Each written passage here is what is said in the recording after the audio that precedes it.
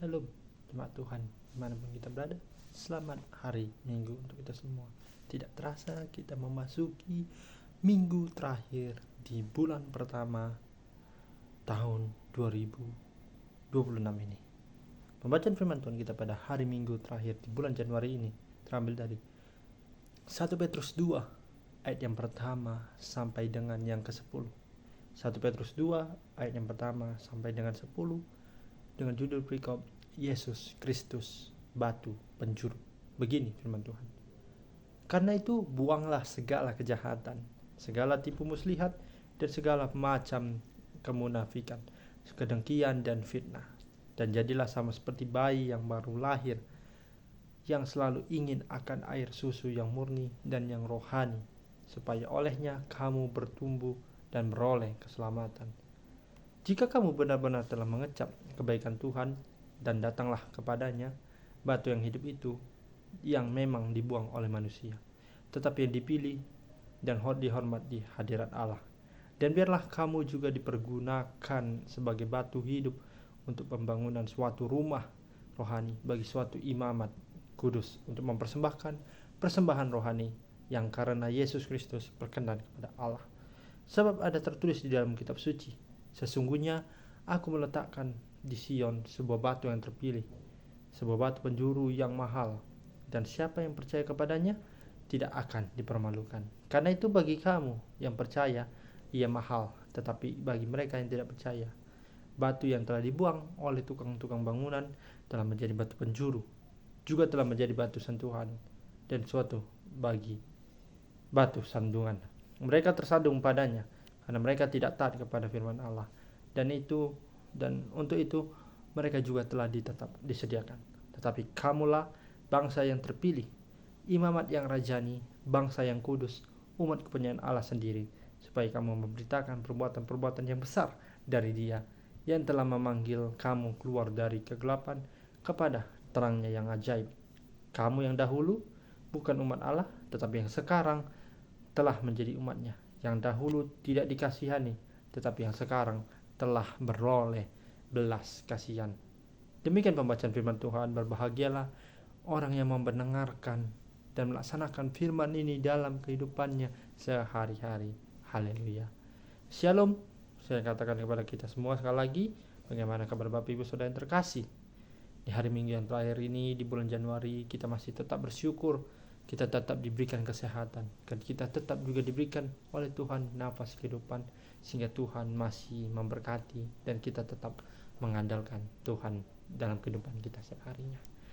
Bapak Ibu Saudara yang terkasih, di dalam nama Tuhan kita Yesus Kristus, pemberitaan firman Tuhan kita pada hari ini mengangkat tema terang Allah yang ajaib.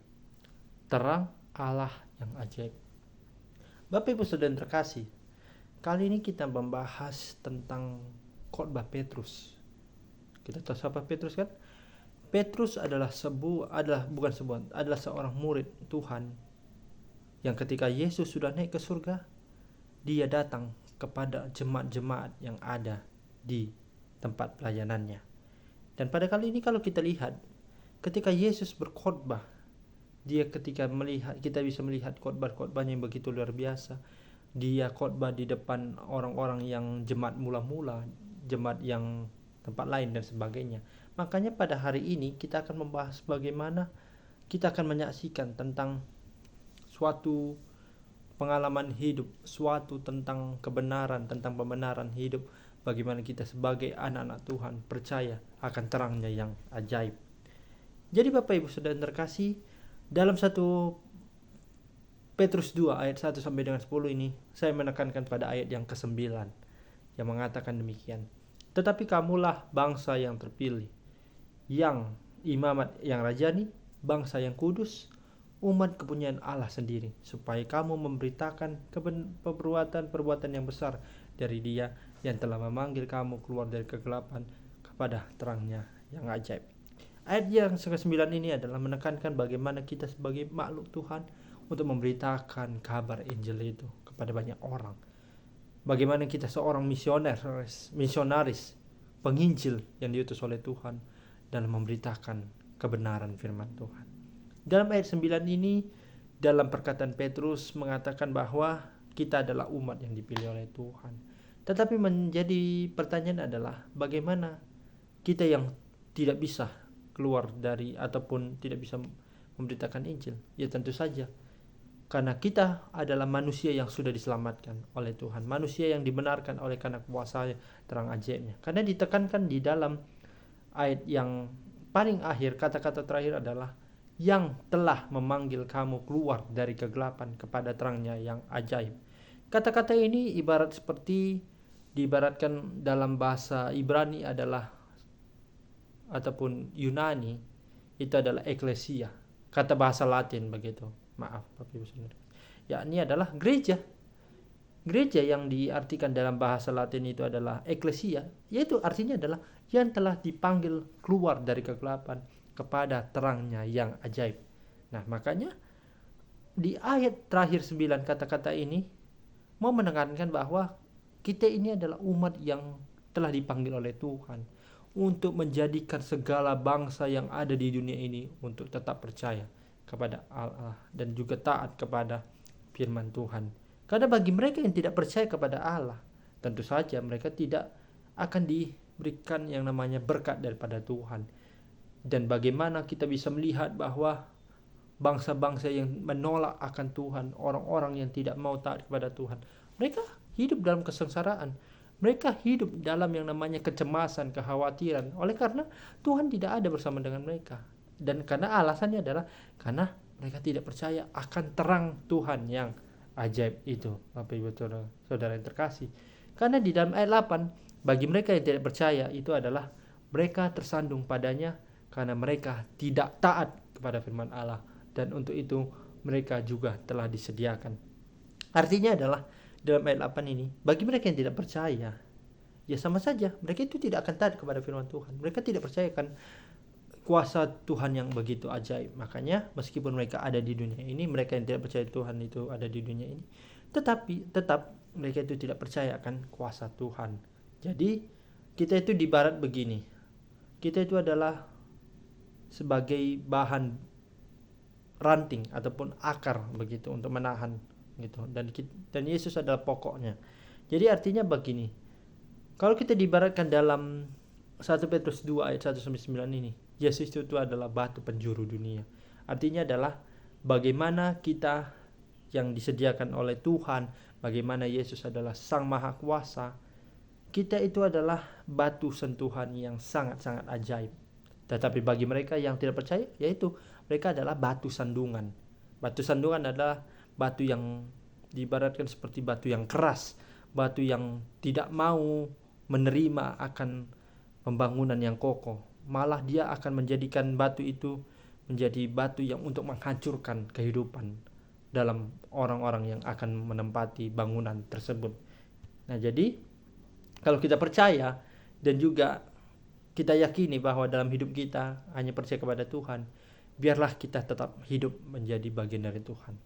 Karena di dalam ayat 6 ataupun ayat 5, maaf Bapak Ibu Saudara terkasih, yang dikatakan adalah, dan biarlah kamu juga dipergunakan sebagai batu hidup untuk pembangunan suatu rumah rohani bagi suatu imamat kudus untuk mempersembahkan persembahan rohani karena Yesus Kristus berkenan kepada Allah. Artinya adalah kita ini adalah batu hidup.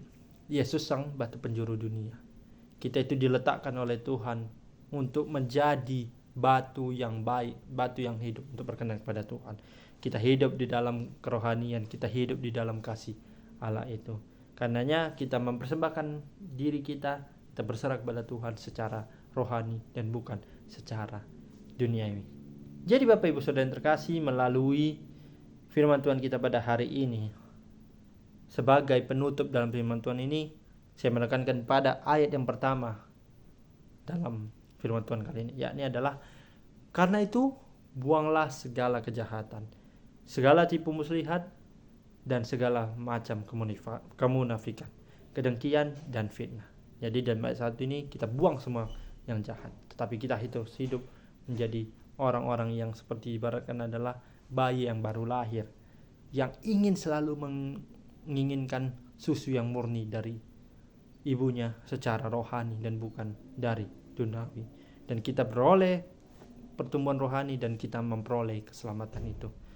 Dan ingat Bapak Ibu Saudara terkasih, melalui firman Tuhan ini kita kembali harus sadar bahwa kedatangan Tuhan yang kedua kalinya kita tidak bisa sangka-sangka akan datang kedatangannya. Tetapi kita harus dipersiapkan. Kita mau mempersiapkan diri bahwa kita tetap terus bertumbuh secara rohani di dalam Tuhan. Dan pada nantinya ketika Yesus datang ke dunia ini, Tuhan akan memberkati kita. Tuhan akan membawa kita menjadi orang-orang yang tetap percaya kepadanya, dan kita tetap bertumbuh dalam secara rohani dan memperoleh keselamatan itu. Dan bagi mereka yang tidak percaya adalah mereka tetap menjadi batu sandungan, tetaplah mereka menjadi orang-orang yang jahat di dunia ini. Dan Tuhan akan meninggalkan mereka, dan serta Tuhan tidak akan memberkati orang-orang seperti itu. Karena hidup mereka tidak hidup secara rohani, tetapi hidup mereka dilandasi dengan secara kekejian, kecemasan, kekhawatiran, dan menjadikan mereka menjadi batu sandungan secara duniawi, dan mereka tidak mau memperoleh keselamatan serta tidak mau bertobat di hadapan Tuhan. Demikian pemberitaan firman Tuhan pada hari ini. Semoga firman Tuhan ini bisa berkenan bagi kehidupan kita masing-masing, dan percayalah, kita harus tetap menjadi anak-anak yang percaya kepada Tuhan. Kita percaya Yesus adalah batu penjuru dunia, dan kita adalah batu yang hidup itu untuk tetap bertumbuh dan memperoleh keselamatan daripadanya. Amin. Tuhan Yesus memberkati.